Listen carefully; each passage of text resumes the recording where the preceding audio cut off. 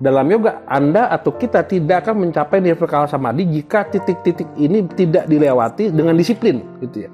Nirvikalpa itu tidak ada lagi ruang, tidak ada lagi waktu, tidak ada lagi aku, tidak ada lagi kamu. Yang ada adalah keberadaan itu sendiri.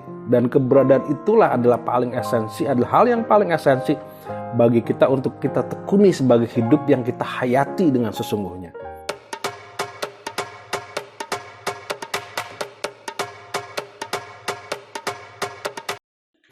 Salam jumpa di Jurnal Hendra. Saya mohon izin untuk bicara tentang yoga. Saya bukan praksis yoga, sehingga barangkali saya membuka diri untuk segala macam kritik jika memang hal itu keliru gitu ya.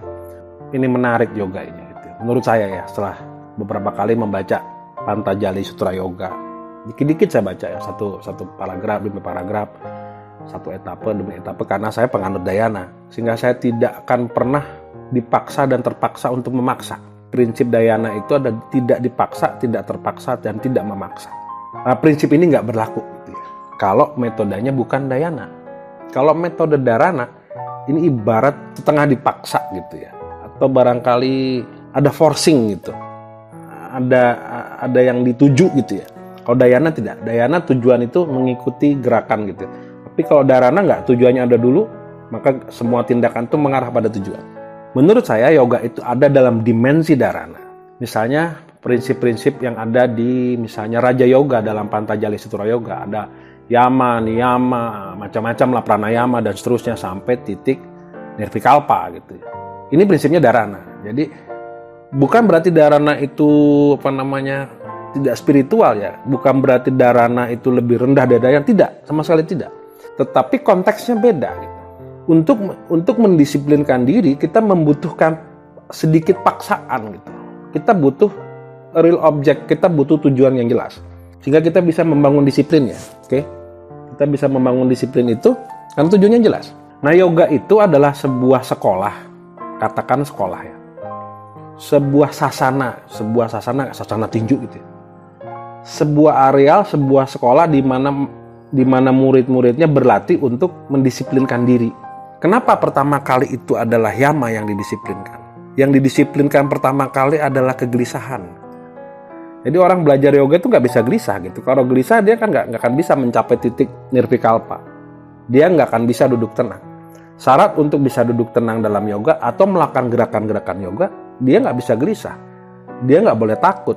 Tidak boleh dalam keadaan tertekan. Tidak boleh dalam keadaan yang mencekam gitu. Karena untuk melakukan itu dia harus alamiah, harus nature, harus mengalir gitu.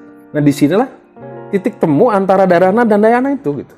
Di satu titik dharana itu kaku, tetapi dalam dharana ada dayana. Begitu pula dengan dayana. Seolah-olah dia longgar, tapi justru di dalam dayana juga ada dharana gitu. Dalam pengertian yoga, dharana dan dayana dipakai di korporasi gitu. Sehingga kita semua bisa melihat gerakan-gerakan yoga bujang sana, kemudian Surya Namaskar, kemudian Padmasana, belum lagi mudra ini mudra itu terlihat begitu indah dan begitu fluid ya. Orang bisa stretching, bisa ini dan itu dan ini dan itu gitu. Kenapa dia bisa begitu? Karena dia mendisiplinkan dirinya dengan sedemikian rupa. Disiplin dalam yoga ada 3 prasyarat, tidak dipaksa, tidak terpaksa, dan tidak memaksa gitu. Walaupun dalam gerakan-gerakan tubuh dalam yoga itu ada sifat-sifat seperti dipaksa, ditekan atau di pressure tertentu sehingga dia bisa melakukan gerakan-gerakan yang fantastis gitu ya.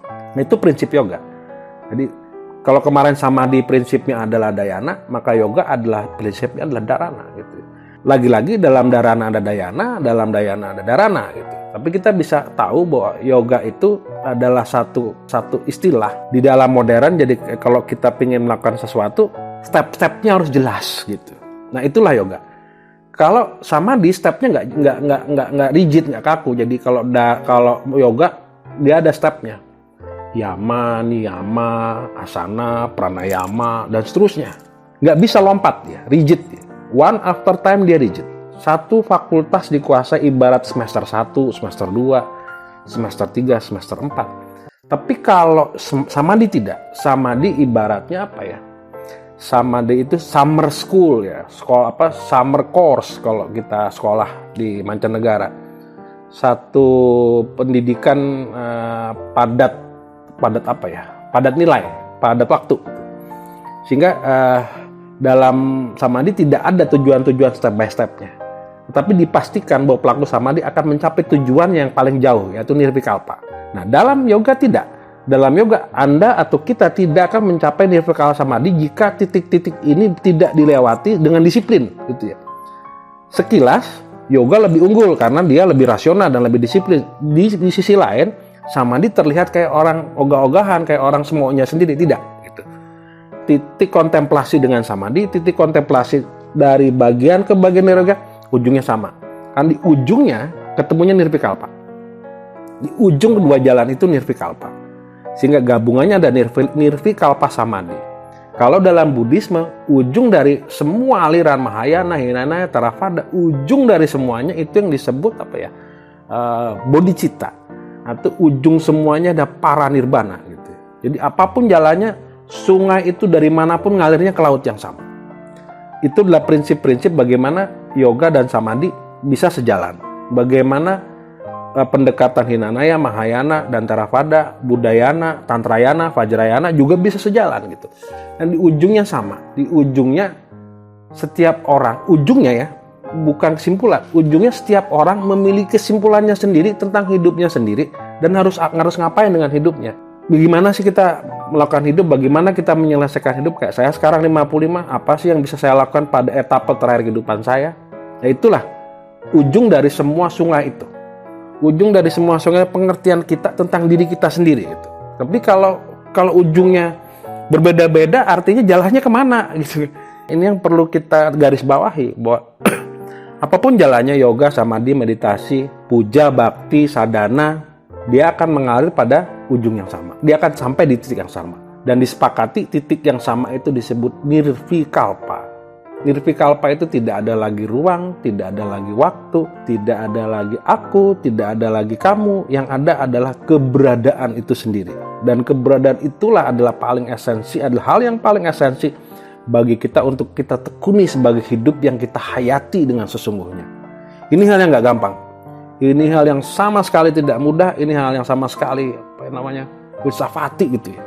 Tidak mudah untuk hidup tenang, tidak mudah untuk mencapai ketentraman, tidak mudah untuk ini, tidak mudah untuk itu ya. Tetapi jalan-jalan kebenaran ini atau jalan-jalan kesungguhan itu memberikan kita satu cara bahwa yang tidak mudah itu sesungguhnya mudah gitu. Ini juga buat saya berat ngomong gitu. Apa yang tidak mudah itu sebenarnya mudah. Dan sesungguhnya apa yang terlihat mudah itu tidak sesederhana apa yang kita kira. Itulah gunanya yoga gitu. Yoga melatih kita step by step. Kalau kemarin samadhi kita transenden, kalau dalam yoga secara sistematik kita melatih diri dan mendisiplinkan diri untuk mencapai tujuan yang sama, nirvikalpa. Oke. Sampai titik ini kita bahas sudah dua hal, yaitu samadhi dan yoga. Barangkali di episode selanjutnya saya akan bicara tentang meditasi ya. Meditasi secara bebas. Kira-kira demikian, saya tunggu like dan subscribe kawan-kawan, dan share-nya di grup-grup ya apabila apa yang kita diskusikan itu berguna bagi semua. Demikian, salam jumpa pada episode berikutnya.